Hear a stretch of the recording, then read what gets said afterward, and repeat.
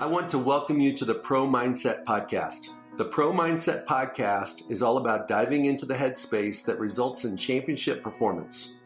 High-performing athletes, winners, have this mental flow and have a positive headspace for their performances and success. Join me, Craig Domann, sports attorney and NFL agent, on this podcast. I will interview pro athletes, college athletes, football coaches, and sports personalities. Together, we can discover how you can get in the flow and have your own pro mindset.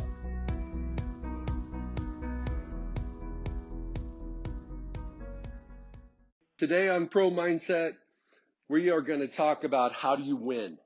The question is, and this is for every fan out there that might be rooting for a team that hasn't figured out how to win, how do you win? You know, in the NFL, the New York Jets are winless, and we're in week 11 or week 12 of the NFL season. How can these guys go winless when they've got a quarterback from USC? Obviously, he's dealt with some injuries this year. But how can that happen? How can the Jacksonville Jaguars be 1-9 going into today? Here's the reality. Some teams, some franchises, some organizations, some programs just know how to win, and some don't. The players and the characters can change. The front offices can change. The coaches can change. But the tradition of winning or not remains the same. The interesting thing is winners find a way to win. Losers find a way to lose. It doesn't matter what the score is at halftime. It doesn't matter what the weather conditions are. It doesn't matter what the momentum is. Winners find a way to win. Somebody makes a big play. And losers lose. Losers muff punts. Losers have untimely penalties. Losers throw knucklehead interceptions. Losers have ball insecurity. They fumble the rock when in the most inopportune times. Some coaches and some programs win despite their talent, in spite of their talent, regardless of their talent, regardless if they have a first-round talent, regardless if they have a franchise quarterback, regardless of whether they have young guys or old guys, new guys, rookies, freshmen, or seasoned vets. And what it boils down to is a combination of players and coaches. Some coaches know how to coach. Some coaches know how to win. Some players know how to win. Some players know how to perform in clutch situations. Some don't. Just look at the Patriots, the Seahawks, and the Steelers in the NFL. The Steelers, they've been winning since the 70s. Doesn't matter who their quarterback is. Doesn't matter who their coach is. They just know how to win. The Patriots won the AFC East like 15, 16 years in a row. I'm watching football today. They just beat the Cardinals today. They just know how to win. They're not having a Super Bowl season this year as they're making this transition from the post-Tom Brady era, but they just know how to win. Alabama, Clemson, Ohio State, North Dakota State. They change coaches. They change players. A lot of the guys at Clemson and Alabama are 3 and done. Some of them only play 1 or 2 years, and then they're gone, and they're just replaced by other players. They still win. The Duke Blue Devils, Kentucky Wildcats, the Kansas Jayhawks in college basketball. They have a lot of 1 and done guys. They still win. The players, when they show up on campus at those institutions, expect to win. Kansas has won or tied the Big 12 Conference Championship in basketball a billion years in a row. Bill Self doesn't know what else to do but to win the conference. And when the guys show up, some better than others, some teams better than others, they still figure it out. They still find a way to win. And when the pressure's on and they're in a got-to-win game against Baylor or Oklahoma or Iowa State, they figure it out. They win. They figure out how to win. And Iowa State is coached by a coach right now that knows how to win. He won at Toledo. He's winning at Iowa State. And one of his players, one of his star running backs after they beat Texas yesterday, talked about 5-star culture beats 5-star players. So that begs the question, what's culture? A lot of coaches talk about culture. I'm not sure a lot of coaches know how to build culture, especially winning culture. A lot of coaches use culture as a defense mechanism and an excuse why they're not winning. The thing that's ironic is the coaches are in charge of the culture. The coaches establish the culture. The coaches define it. So, big picture, what in the heck is the difference between winners and losers? Is it the coaching? Is it the culture? Is it personnel management, getting better players, recruiting better players, drafting better players? What is this secret sauce for winners? How in the heck do some teams win when they have lesser talent? How do some teams win when everybody doubts them? The media, the fans, the betting services, they all think they're going to lose, and they figure out a way to win. What I'm going to talk about is my personal and professional perspective on what it takes to be a winner. How do you win? It's not a player thing. It's not a coach thing. It's both. There's an interdependence between the coaches and the players. Both have to be on the same page for you to establish a winning program. Of course, if you have better players, that helps. If you're playing veteran players, that helps. If you have a better quarterback, franchise type quarterback, that helps. If you get rid of the previous coach's misfits, that helps. But it's not an excuse. Coaches that come in and say things like, we got to get my guys in here. That really pisses me off because in the NFL, every one of those guys is pros. And coaches and front offices, every time they change, they'll change like 30 guys just for the sake of change. When college football coaches come in, they have two choices. Choice number one, to do what some coaches do, which is, hey, when I get my guys in here, my type of guys that fit my scheme, then we're going to be good. And then there's the coaches that come in and say things like, you didn't pick me, but I picked you. I picked you. I took this job because I want to coach you. I don't care if you're a fifth-year senior and you've been with another staff for 4 years. You're my guy now. Which group of players is going to stand up and ball out for their coach? A lot of young coaches make that mistake. They come in and say, hey, man, I need to get my guys. Holy smokes, do you not think the guys in the locker room have Twitter? See a few things on the media? You've alienated your players even before you've practiced once, before you even line up for the first game. So let's go to my 6 key elements for creating a winning culture. Number 1 is confidence, belief, and trust. Number 2 is preparation. Number 3 is practice. Number 4 is visualization and creating a winning movie in your mind. Number 5 is discipline and awareness. And number 6 is staying away from loser miscues, loser moments, and loser situations. So that sounds like 20 things, but it's only 6. So I'm going to start with number 1, confidence. There has to be uber confidence by the players in their skills. There has to be confidence by the players and their coaches. There has to be confidence in the players for the play calls the coaches are making. And the reciprocal side is the coaches have to have confidence in their players.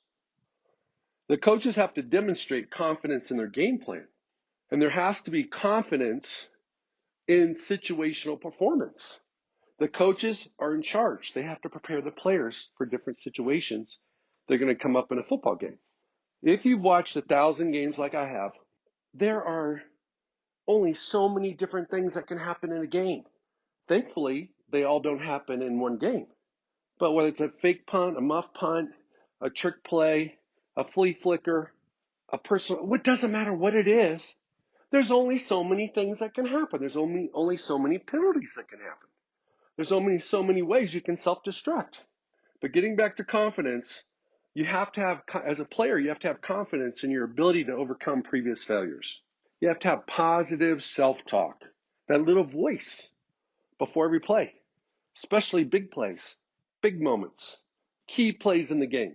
That little voice that's saying, hey, you sure you can do that? You need to squash that voice. You need to have a positive voice that says, you got this. The other thing that players have to do is, football is an 11-man game. There's 11 guys on your team on the field every time, every play. Or at least there only should be 11. And you have to trust the other 10. So if you're a player and you're thinking that you're not sure if your teammate can get the job done, you'll start trying to do his job too. As soon as you try to do someone else's job, you won't even do your job well. Coaches have to trust themselves, trust their preparation. I hate coaches that put in an awesome, genius game plan during the week and then get to Friday night before a Saturday game and change the game plan. They chicken out because they don't trust their own game plan. They don't trust their players. They start second guessing themselves. What kind of message does an offensive or defensive coordinator send to his guys when the night before a game he calls off the Wolves? Oh, we're not going to do that now. Because they're trying to lose close.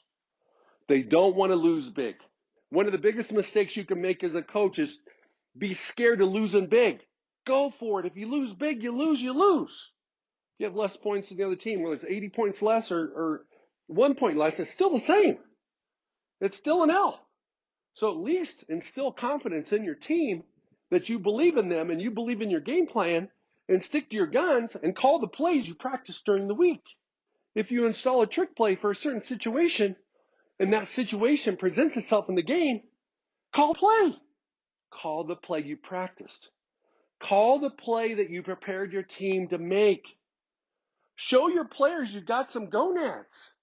Excuse me for getting a little excited there, but it pisses me off when I see a vanilla game and I know that the coach has prepared the players to be better than that. And that's because the coaches don't trust their players and they're scared to take risk. Football is a warrior sport. If you don't want to take risks, go play chess.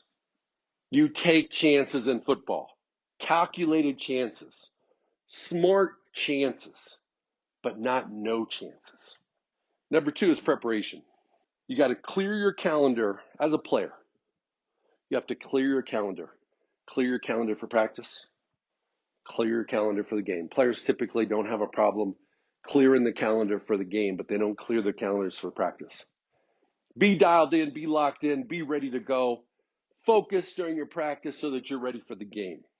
Take care of your body, whether it's recovery from the previous week, prep work in anticipation of this next game to maximize your performance. Know your dang game plan. Pay attention in meetings. Do the extra stuff that you need to do to make sure that you know your game plan. Everybody, those 10 other guys on the field are depending on you, and you're depending on those other 10. Everybody needs to know their job.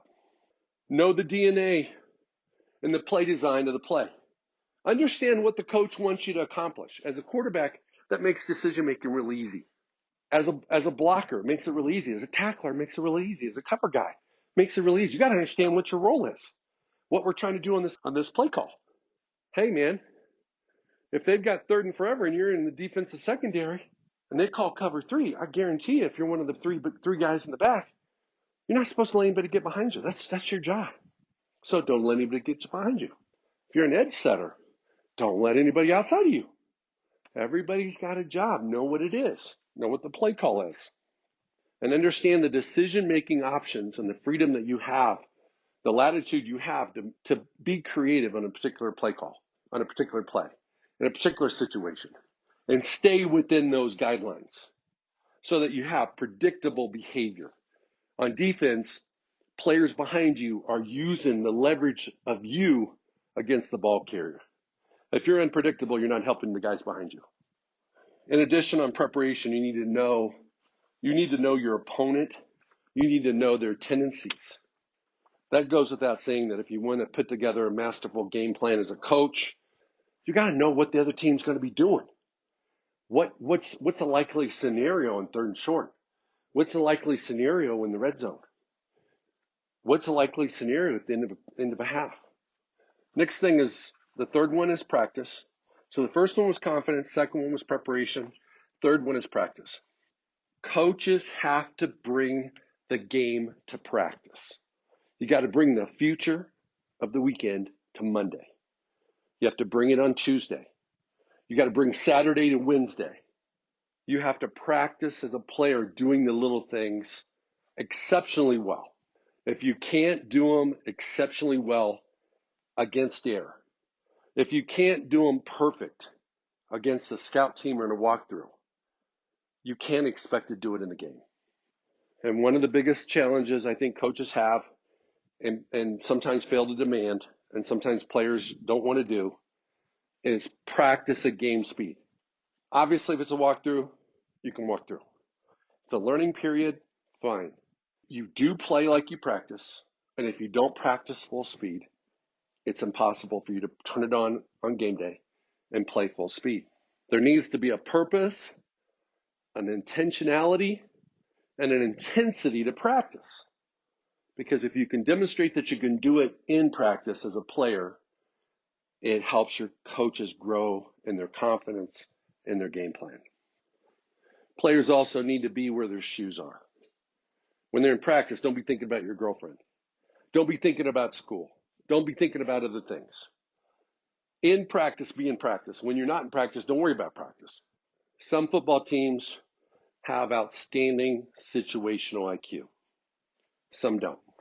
Coaches are the ones that teach situational IQ. A team that doesn't have good situational IQ, it's a reflection of the coach more than the players. The coaches have to teach it, they have to drill it, and they have to demand it. Coaches also in practice should define what are the winning factors for their players. Is it turnovers and ball security? For defense, you want turnovers. On offense, you want ball security. Is it minimizing self-destructive plays?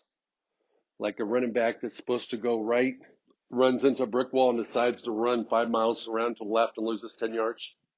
Or is it a quarterback that instead of throwing the ball away, thinks he's Michael Vick, can outrun the defenders and loses 10 more yards than he was already going to lose?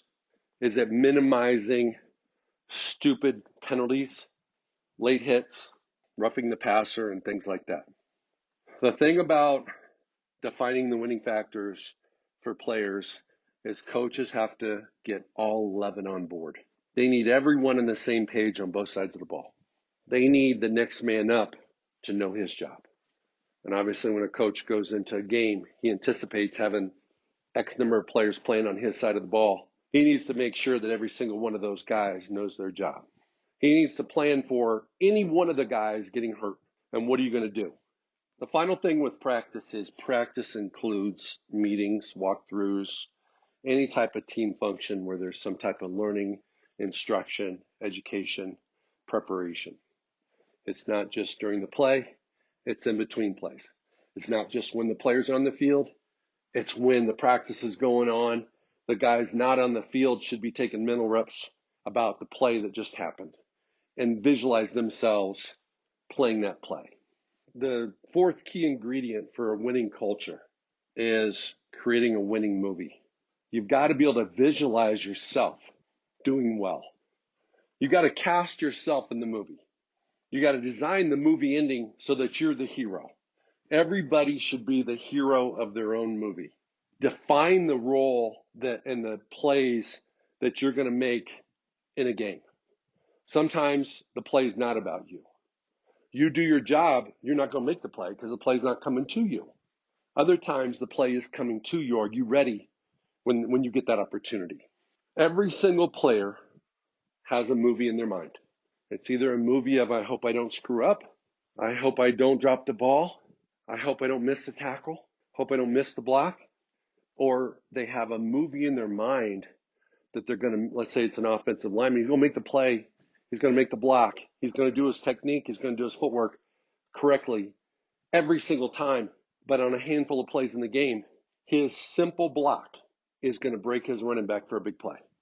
His simple block is going to buy his quarterback a little bit more time to wait for a long over route for the receiver to clear the middle of the field and be open on the other side of the field. His simple job done every single play will create opportunities for big plays. You just don't know which ones they are because they all look the same at the beginning of the play. I really truly believe that the most Hall of Fame mindset players, the guys that are the ballers, They play the game in their mind before the game's actually played. And they start a couple nights before the game, and they go to bed at night, the night before the game, playing the game in their mind. What's the play call? What's my job? How am I going to do it? How am I going to respond if I don't get the look I was expecting? How am I going to just win ugly if for some reason the other guy's a little bit better than me or gets an angle on me or beats me on technique? How can I save the play, still get the job done? The second to last element is discipline. Discipline and awareness. And where that comes in is in a player's lifestyle and habits, in his sleep and nutrition, in his rehab, his recovery, and his body care. And you've got to have, as a player, self-awareness about your mental focus. How locked in are you? It's very difficult to be locked in for 2-3 hours straight. So when you check out, can you catch yourself and get locked back in? Even in a game, if you ask a player that's played 90 plays, are they locked in every play? No. The best of the best are. But that's why you hear guys, scouts talk about, hey, he takes plays off. Well, he checked out. He didn't have the focus. That's very normal for guys that don't practice it. It's playing an entire game is an endurance game. It's like running a marathon. You just don't go out and run 26 miles the first day. There is a training program that usually starts about 6 months out where you build up so that you can put yourself in a position so you can run that marathon. Well, playing a football game is the same way.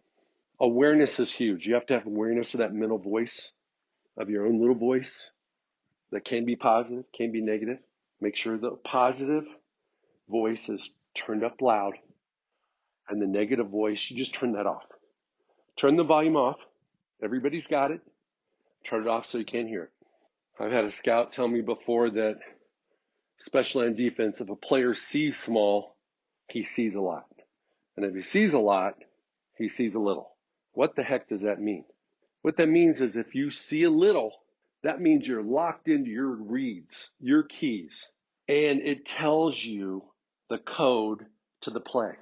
And it tells you whether it's run pass.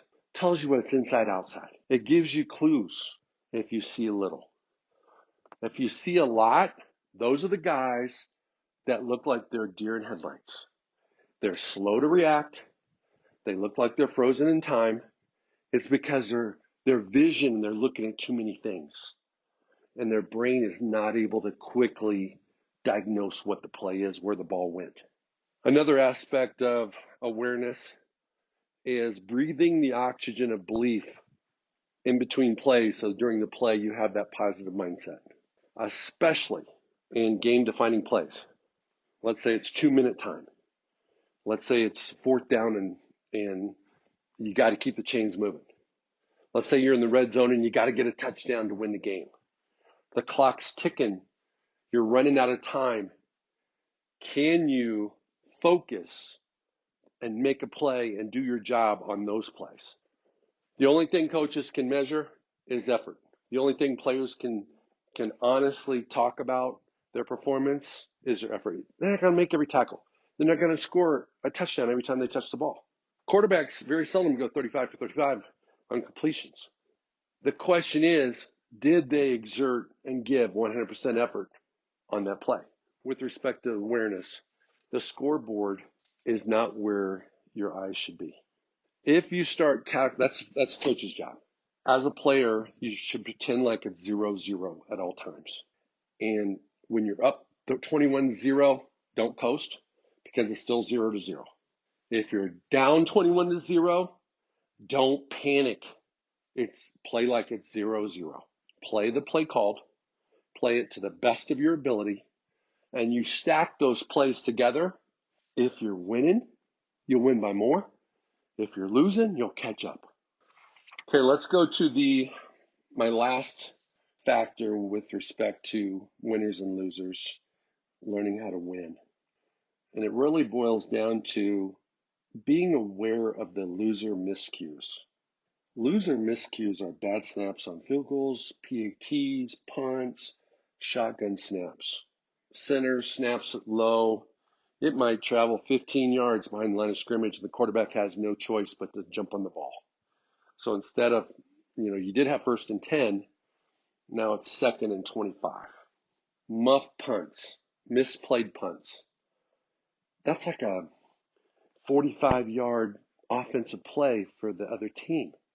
When you muff a punt, it's recovered by the other team. That's like a game changer. That's a momentum maker for them. Stupid penalties, late hits, hits out of bounds, targeting hits, roughing the passer, jumping off sides. It's 4th and 2 and they line up and they might run a play, but the quarterback's probably rather get a gift. He's waiting for you to give it to him by giving him a 5-yard penalty by jumping off sides.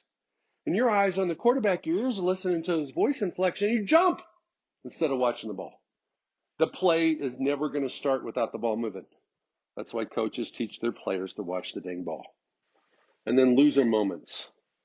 Carrying the ball like a loaf of bread, not having ball security, not trusting your reads, and guessing on what you think is going to happen on the play, on what the opponent's going to do. Loser moments are when you don't do your job, trying to do somebody else's job, trying to do too much. Every player in every game gets an opportunity to make a big play. Even an offensive guard gets an opportunity to make the block that breaks his RB. The question is he focused, prepared, and can he execute when his number's called? Not every play is designed to run behind the right guard. Let's say you're the right guard. You might get 3-4 calls in a game, and that's it. What are you going to do in those 3 or 4? Other loser moments that have kind of showed up even this weekend, not knowing the down and distance. The Syracuse quarterback, absolutely, I feel bad for him, but he looked like a fool when he spiked the ball to kill the clock late in the game when it was 4th down. Gave up possession and lost the game. And if he would have known the down and the situation, he would have kept his composure. There was less than 10 seconds to go, I recall. He would have got a chance to make a play. He didn't even get a chance. He killed his own chances. Not aware of timeouts. You see it happen all the time. People don't know how many timeouts there are. Timeouts are interesting because you can't take them with you. But you can't call more than you have. You got one left, you only can call it. If you got none left, you can't call it. But you should call it when you got them. So some coaches are better than others in clock management, knowing, hey, you know what, you're behind, the other team's got the ball. Maybe you're in the NFL and you got the 2-minute stoppage of the clock as well. So let's say you got 3 left. That means you got 4 stops. How are you going to allocate that based upon what is the down and distance? And some coaches are really good at it, and some coaches aren't. And of course, it's predicated upon stoppages by the defense as well. Other loser moments, especially for coaches, is that clock management, play clock management. Players are at the mercy of the coach to call the play, and he has a brain freeze, and maybe he and the coordinator, the head coach and the coordinator, have a little bit of a disagreement on what they're going to call. Get the play in with 8 seconds left on the game clock, and they have to use a timeout, or don't use a timeout and lose 5 yards because of delayed game because the coaches were not prepared. The coaches did not perform. The coaches did not call the play quick enough. One of the silliest and most unnecessary penalties and loser moments is when a defense has more than 11 men on the field.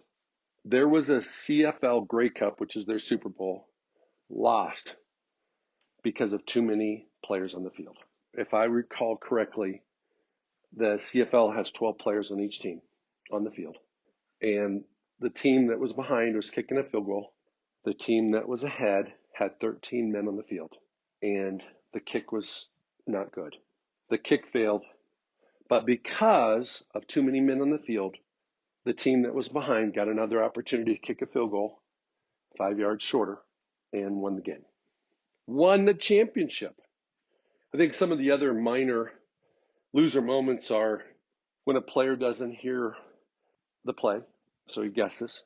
Player doesn't know the count on offense, so he guesses. In 2-minute drill, clock management, coaches and players, some are really, really good. Some aren't. I think one of the places where you can vividly see whether a coaching staff's got their act together is during 2-minute and in the red zone. Defenses, if they want to be successful, and have winning moments and not loser moments is they can bend, they just can't break. So let's just kind of review real quick my 6 things. You got to have confidence and belief and trust in each other as a coach and as a player, and a player with his other players, with his teammates. You've got to prepare mentally, physically, and as a team, you've got to be prepared. You got to practice intentionally. You got to create a winning movie. You got to have awareness and discipline. And you have to avoid loser moments. So in summary, I believe winning is learned. You prepare for it. You practice for it. You trust each other and you confidently go do it. And winning is a joint venture between the coaches and the players. The coaches and players have to be on the same page. And here's the thing. Coaches, most of the time, were former players. And they have amnesia. They forget that they can't fool their players. Because when they were players, they were not fooled by their coaches. So when a coaching staff doesn't have confidence or belief in their players, the players know it. When the coaches ditch the game plan, even before the game starts, and they don't think the players know what that means, that's foolish for the coaches. Coaches should know better. At one point in time, they were players. And winning is taught. It's not caught. It's not like a cold that you can catch, but it's rather taught, learned, and it has to be intentional. Coaches that win teach, drill, and are intentional about certain moments in a game. Go be a winner. Win the moment. Win the day. I hope you enjoyed my rant. I feel bad for teams that lose. I would like to see some teams that have had a history and a tradition of losing learn how to win. Thank you for listening to this episode of Pro Mindset.